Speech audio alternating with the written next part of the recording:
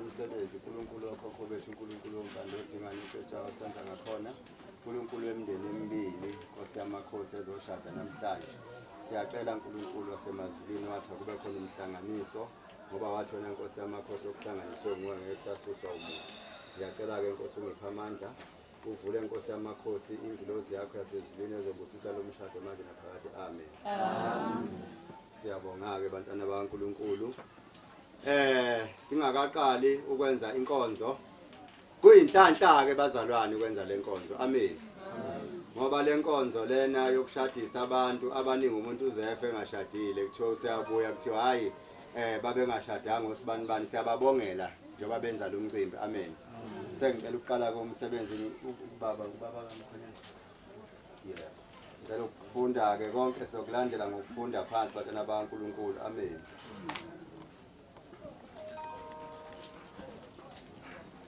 kuyimvumo yakho yini ukuba indlozi yakho ihlanganise nalensizwa na ubaba siqala ubaba kamakoti ubaba kamakoti sondela baba kamakoti yebo kuyimvumo yami ukuthi bashade uhlobo lwakini liyathandana yini nalolu hlobo lalaba bantu khona phela ukuthi mhlambe sibone kufaka uphawuda uma mhlambe iNdiya mhlambe ubaba umZulu mhlambe uhlobo lakini wena makoti wena baba livumile liyavuma ukuthi mhlambe lesizwe noma lesisibongo samakoti sishade lesisibongo lesisibongo sikababa siyabonga-ke ukuthi kusemthethweni ngoba umthetho webandla uvuma ukuthi iNdiya lishadise mhlambe nomlungu noma mhlasimpe into enjengaleyo nje akuvumeleki kodwa ngoba nje uvuma siyathola ukuthi nawe uyibala elifanayo nelikaMkhwenyana futhi kuwumthetho wakwaZulu nomthetho wenkolo ukuthi lezi zizwe singayihlanganisa amen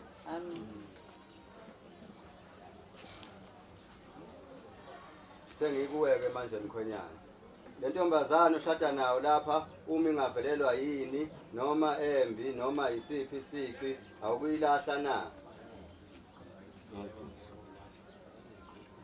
Thani-ke angikuyilahla ngaphandle ukuthi mitholakale iphingile njengoba ningofakazi-ke bangcwele umthetho waleli bandla umuntu wesifazane kunezizathu alahlelwa zona akavese lahlelwe ukuthi akakwazi ukupheka ngoba vele akaze esikoleni sokupheka akalahlwa futhi ngenxa ukuthi mhlambe ekhaya akakwazi ukuwasha uma umthetho wenkolo yamaNazaretha njengoba simhlanganisa ngomthetho wobuNazaretha kufuneka kuba ukuthi uma etholakale nenye indoda usengamlahla futhi makuthiwa nje bakusemsebenzini ushiya umama ekhaya usekubonakala sekukhona indoda ephuma ngewindi usuke usunelungelo lokuthi uze kuthina njengoba sikushadisa ukuthi njengoba wasifundisa-ke uShumayeli namhlanje ngimbambe nendoda sengamlahla lona amen akufana kwezinye inkonzo ukuthi hayi ngoba vele lona akakwazi ukupheka akahambe akakwazi ukushayela igceke akahambe unabangani lapho eNazaretha ukuthi utholakale nenye indoda yilapho suku usushaya khona idivorce ukuthi ke isinelungelo ukuthi indoda athathe omunye unkosikazi ngoba vele lo nkosikazi ubizwa ngesi-F ngoba phela mesethwala nenye indoda eseshadile sesimshadisile unegama eliqala ngo-F haleluya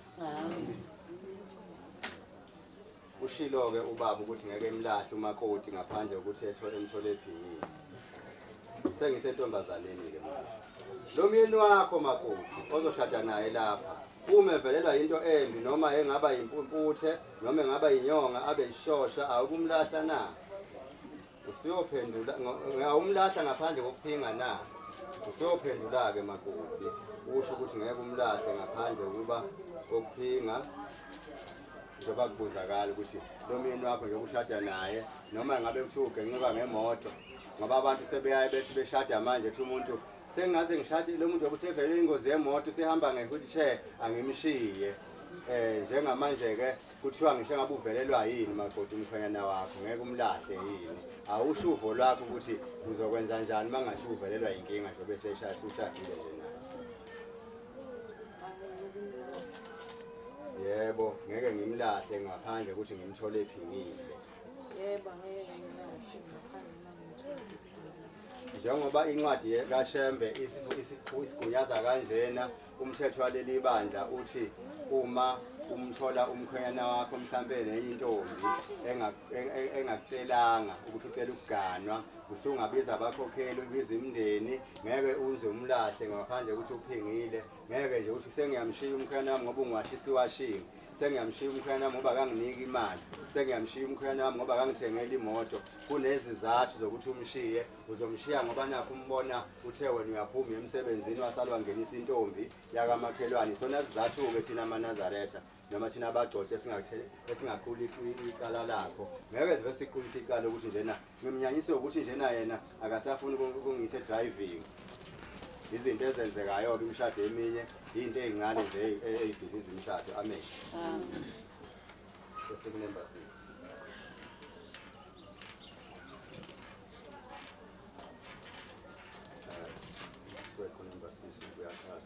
njengoba nizophendula phambi kaNkulunkulu ngomhla omkhulu osabekayo ngosuku lokwehlula lapho izimfihlakalo zezinhliziyo ziyovezwa khona.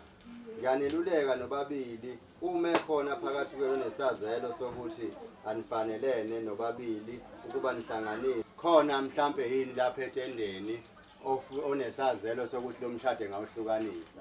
Kuthiwa njenganamhlanje njengoba sibahlanganisa ilona suku okufanele phakamise isandla esho ukuthi mina sibanibani akasibanibani angivumi lo baba eshade nalo makoti noma ethi mina Sitombi akasibanibani angivumi noma angivumi ukuthi lo ntomba lo makoti eshade nalo mkhwenyana. Yithuba ke leli esingafuni ukuthi siphinde silize ukuthi kuthiwa selike la khona omunye olidedelayo mina ngedwa ekunelungelo lokubheka izandla ukuthi bakhona nabanesazelo salomshado abangafisa ukuthi bewuhlakaze njengoba silapha etendeni. Asibuke izandla. Ngibukisa Tembe mhlawumbe ngiboni.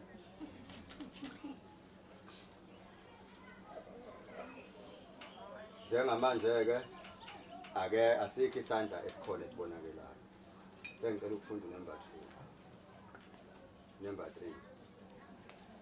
Ngokuba umshado okhononisayo kubantu ababili uNkulunkulu akawemukeli ngegama leNkosi. Nanjena silindile impendulo kunina nobabili. Sesilapha ke njengamanje awungibekele iBhayibheli lapha baba.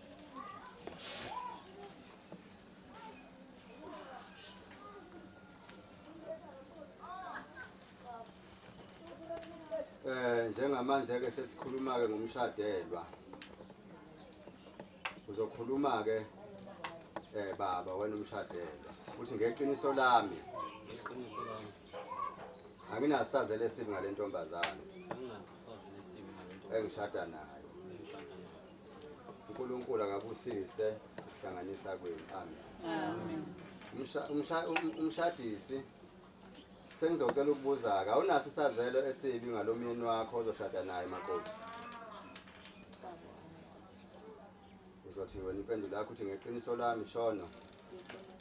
Anginaso isizathu esibi ngalomyeni wami. Uzoshada naye ngokuvuma kwenhliziyo engenansolo nangothando olungakhononiyo. Sizwileke ukuthi nishada ngothando nobabili olungakhononiyo. Nakho-ke umbuzo, nishada ngenkolo na? Ukushada kwenkolo kusho ukuthi wena ndoda awunakuphinda uthathe omunye umfazi wesibili esekhona lona. Uma kungenjalo phendula-ke lokho okulotshiwe kungakubuye kuvela amacala. Njengamanje nishada ngomshado wesiZulu mhlambe lo mshado wenu uyavuma ukuthi mhlambe wena mkhwenyana inhliziyo yakhe ibisafisa ukuthi iphinde ithathe omunye umakoti. Sengicela ukuchazela amakoti-ke. Makoti number 10 wethu uthi umthetho kawuvumi ukuthi umuntu ahlukane nendoda yakhe iphila ingafile agane indoda. Njengamanje usuyibophile makoti uyayibopha njengoba simshadisi. Ngeke uzithathe enye indoda isaphila lena ingafile. Nawe ke ndoda kawuvunyelwe emthethweni ukuba ulahle umfazi wakho uma engenzanga ukuba nenye indoda. Akufuneki baba ubonakale wena awusabuye emsebenzini usuwenza izinto ezithile nezithile singekho izizathu esithule kubaholi noma kubaphathi noma kubashumayeli ukuthi mhlambe kunecala ukuthi usumthole nenye indoda. Uzophendula-ke makoti. Usho ukuthi angigana enye indoda isekhona lena. Angiyogana.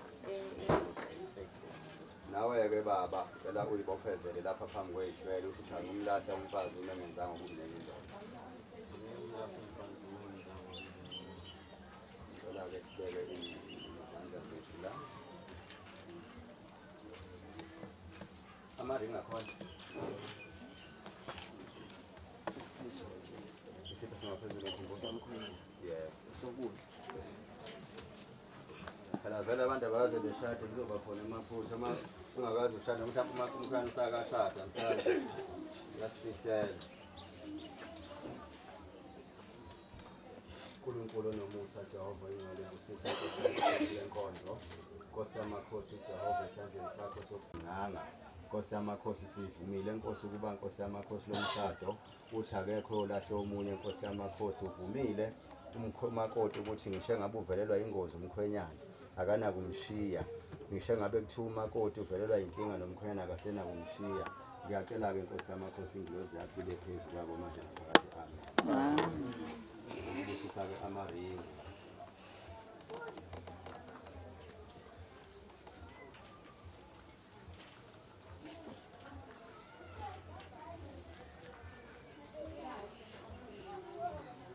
uNkulunkulu omuhle wakithi ebuhleni bamaNazaretha bayibophezela Nkosi yamakhosi egameni lokuphila, bayibophezela Nkosi yamakhosi egameni lokukhanya, kuba nabo Nkosi yamakhosi ubusise lamaringi ebe ubufakazi ukuthi uma ifakile Nkosi yamakhosi umakoti ebe novalo. Nkosi yamakhosi kanjalo nomkhwenyana uma ifakile ebe novalo. Nkosi yamakhosi Jehova beze bengalahlani. Asifuni Nkosi yamakhosi ukuhlanganisa umshado kusasa okuzothiwa Nkosi yamakhosi sebehlukene. Uthe Nkosi yamakhosi izwi lakho liyokuphila manje naphakathi ami. Amen. Ngifundele ngivulela uMathewu 18:18 bayidelile. Buka manje iBhayibheli sesophinde sisebenzise lona lela. Siqala ungaqala ungifundela baqale begqoke kamaringi. Uzoqala-ke mkhwenyana gqokisa umakoti. Alikho likhona iBhayibheli? Sekusebenza lona leli lama alikho elinye likhona. Ezandleni bakwethu ukuthi singabi nawo umona kukhala umkikizo namhlanje ke nje into engakaze yenze.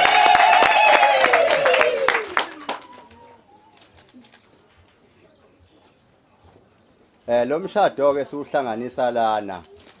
Iringi kwezinye inkonzo ithi mina ngeke ngisaganwa. Ngokomthetho kufuze ngabe sithi nje thina iringi akayifake nje umakoti umkhwenyana efaka umakoti engamfaki.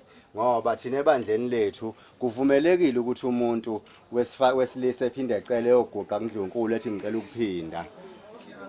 Umthetho webandla lethu kodwa akazenze ngelelo langa lelo. Umthetho waleli bandla uvumelekile ukuthi ubathathe abafazi beze bebengakanani uma uzobondla nje kuphela. Amen. Amen.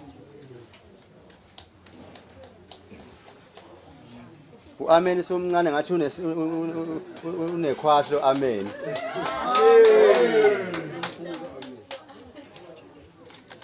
Yabona uma uvula lapha ku Isaiah 1:4 abanamabhayibheli khona incwadi ethi niyozondla nigqokise uma nibizwe ngegama laleyo ndoda leyo kube sekusuka ihlazo. Vele uNkulunkulu wayazi ukuthi vele abantu besifazane baningi amadoda amancane. Uma ngathiwa nobani unophathini wakhe khona bangeke bethole. Amen. Amen. Amen. uMathewu 18:18.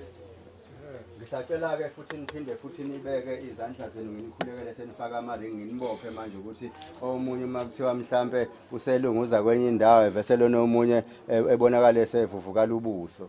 uNkulunkulu onomusa Jehova Nkosi yamakhosi okuhlanganiswe nguwe Nkosi yamakhosi kubusisiwe ezulwini manje naphakade. Amen.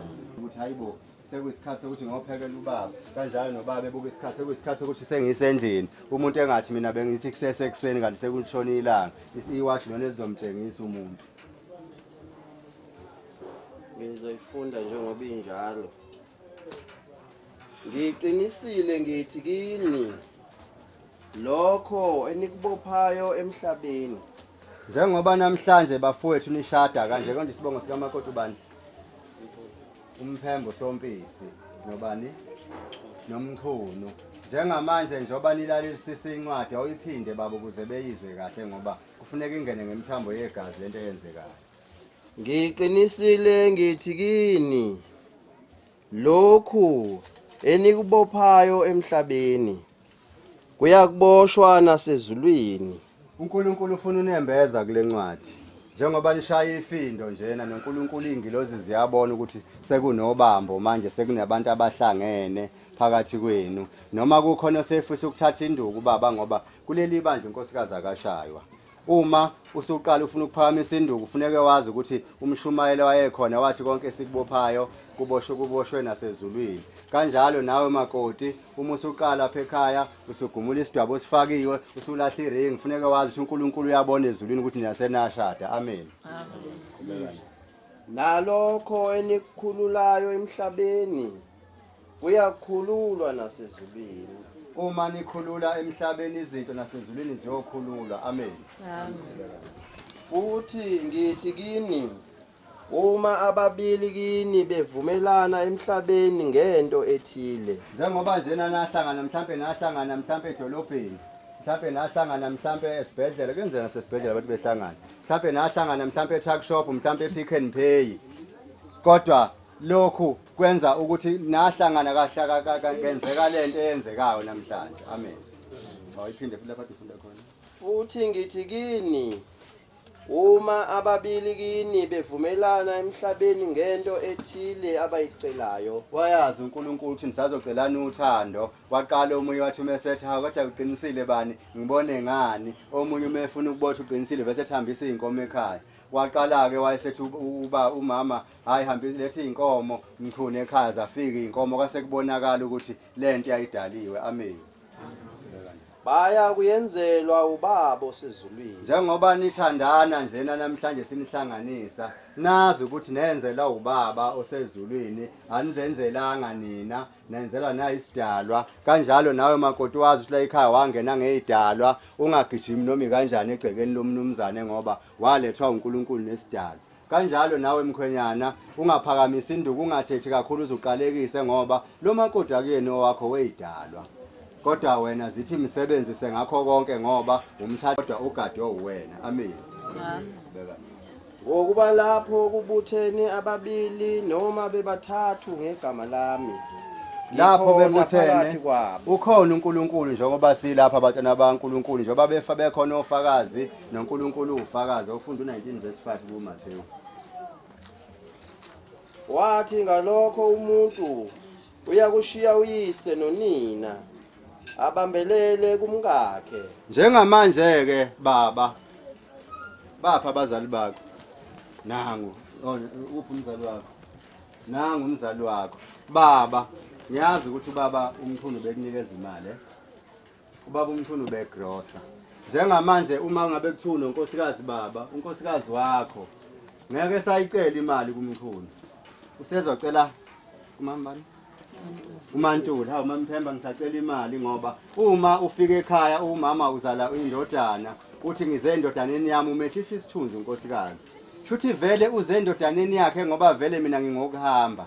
Maka sibanibani chabo ngize kuwena ungiphi impuphu ngoba vele ikhisha lika makoti akulona lika baba. Ubakoti useyaqala ke nangu uma wakho lapha ezocela impuphu. Ukumlulaza uma umakoti ukuthi wena ugithi uthi mina ngize endodaneni yami. Kwehlisa isithunzi nanokuthi futhi mama uma ukhona njengamanje lapha ekhaya ikhishi sekwelika makoti.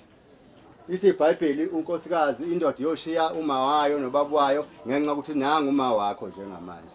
Iyandileke lento eqhumisa ama divorce ukuthi mase kuyaqala sekuthiwa njengamanje le ngane yafika nje izodla imali yengane yami. Njengamanje Mantuli uyidla imali kaMchunu yeso. Ehene yidle imali yona ndoda yakho lena wena mama nawe baba cela imali kuMamchunu ungayisayiceli manje kuMchunu. Amen. Ngoba lento iyinkinga abazalwane sibhekana nazo omama bagcina sebethola makoti bayathakala. Amen. Yayibona iphakamisa isandla bekubuka. Naye into ekhulumayo.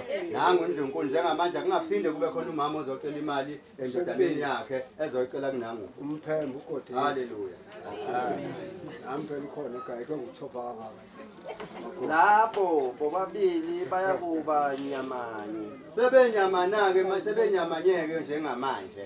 ngisho ngabe kuthiwa mhlambe kunabantu uniyeke bomama ninenomona uyabona umakoti nomkhaya bavayele endlini hayi ngicela ungena nje nivalelene endlini vele benza into yenyama ngoba vele banyamanye linde esangweni njena uzobalinde seniqedile lento yena kade niyenza ungene ungazi futhi bese nyamanye ngoba vele sebenyamanye indaba zomapopola njena yekani ukupopola laba bantu bazobe benza into yabo yomshado ngendlela ephelele amen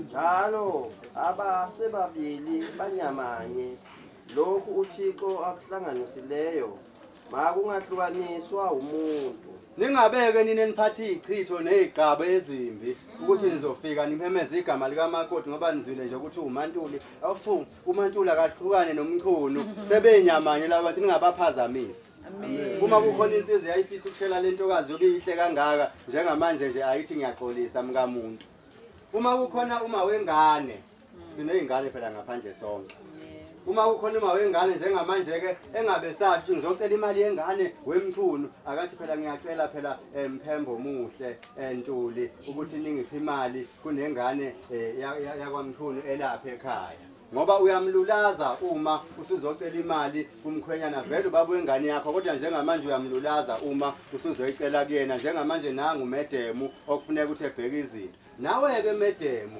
ungathi nje mina ngifuna ingane yangaphandle vele le ndoda uyitholanga ingane ifaka iphempasi uyithole isuke ebudodeni bayo kumele uunderstand makuthiwa kunezingane bekufihlele zona vele uzoyiveza ngoba ubesancenga ukuthi phela nishada ngithi njengamanje kunezindaba ezizimfihlo azokucela zona wena njengonkosikazi nje thani idolo langa ke ngiguqe ngithanda ukuthi nami engangishiyi kodwa nami enginake amen ngoba kunomama njena njengoba singamadoda sinezingane ngaphandle sifihlile ngoba uma ke nje kafika le ngane ukuthi unkosikazi wami uzohamba ningahambi bomama emsemshadweni impilo nje yakho konke lokho ukuthi zofika izingane ezifika ngisho usushadile ngisho phela mina ngiyashumayela thanini amen amen endlini ningayixoshi izingane ezifika nobaba ngoba nina vele niganela ekhaya uzothi uthi uyaqosha kanti uqosha into ezokungcwaba lezi ezakho ivese ziba amaphara ihle yangane leyana yasentabeni uma mncane ngeke nje befile mina ngangimfakile kumshwayilensi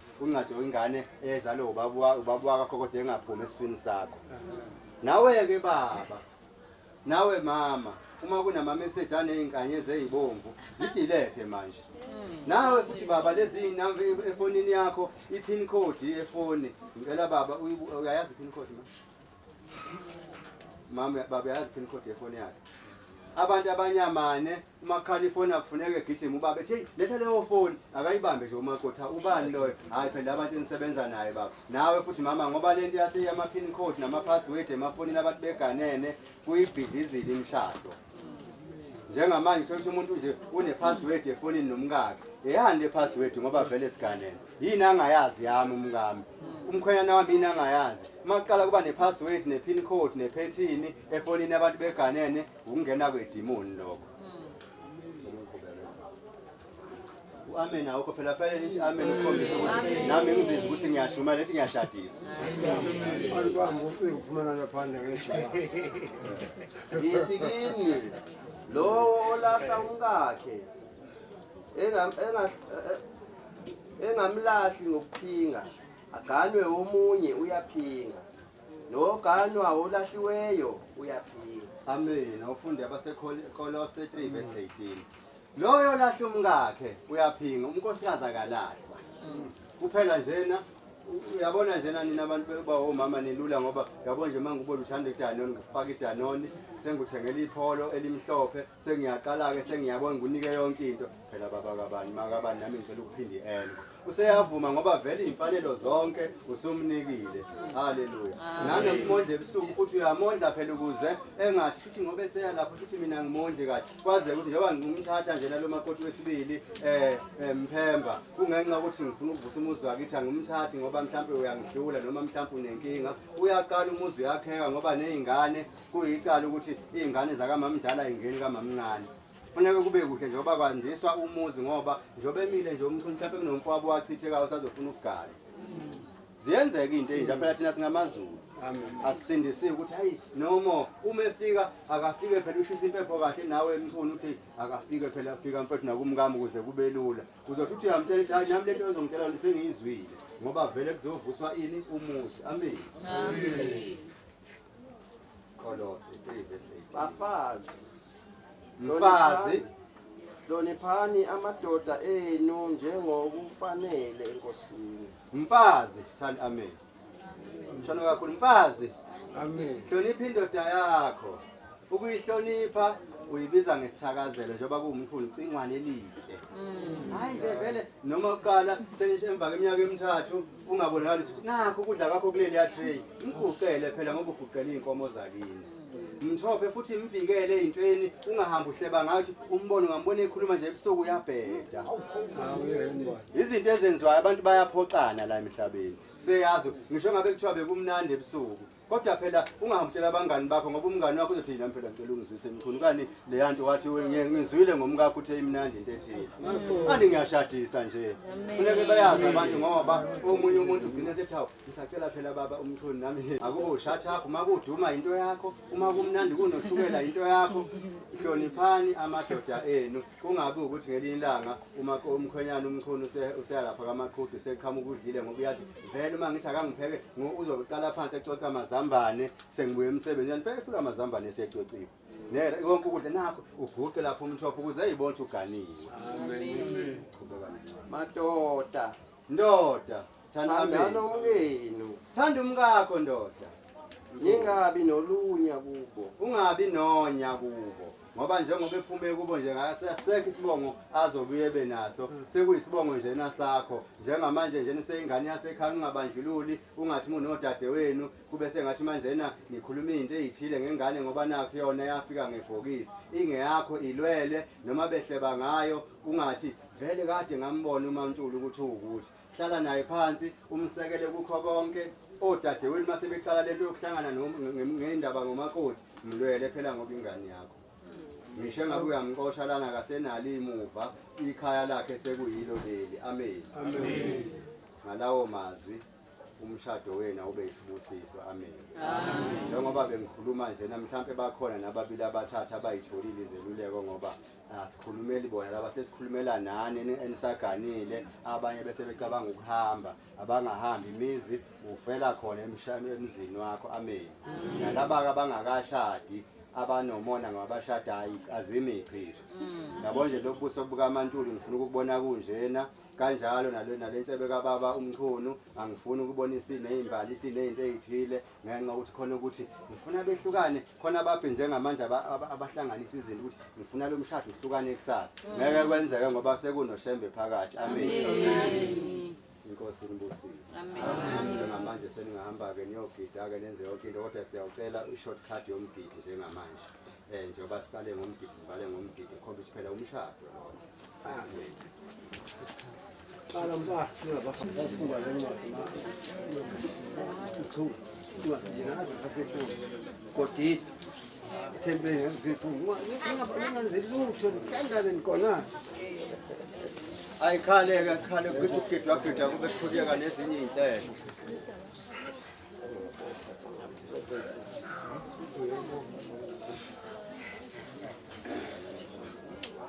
vele icishe bamla bafana bese yabona noma ngigida manje noma ningagida ngenhliziyo ukuthi ngiyabagoba bonke laba bazofaka iqhiqo sesigoba laba abazogana sesiqhize izinto manje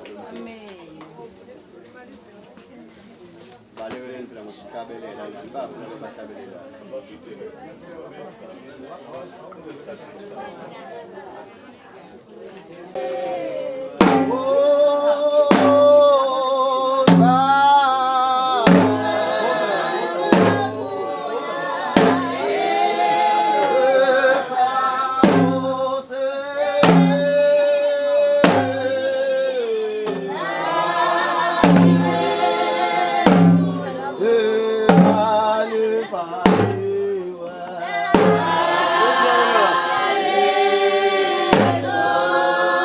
Evo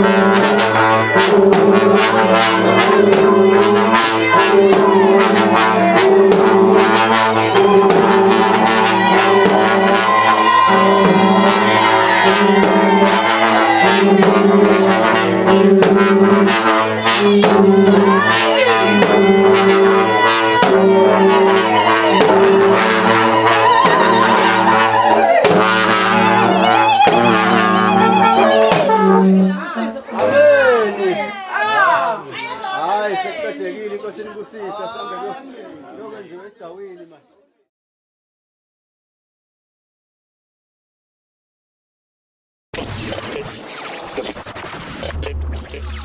Ikalamba Films.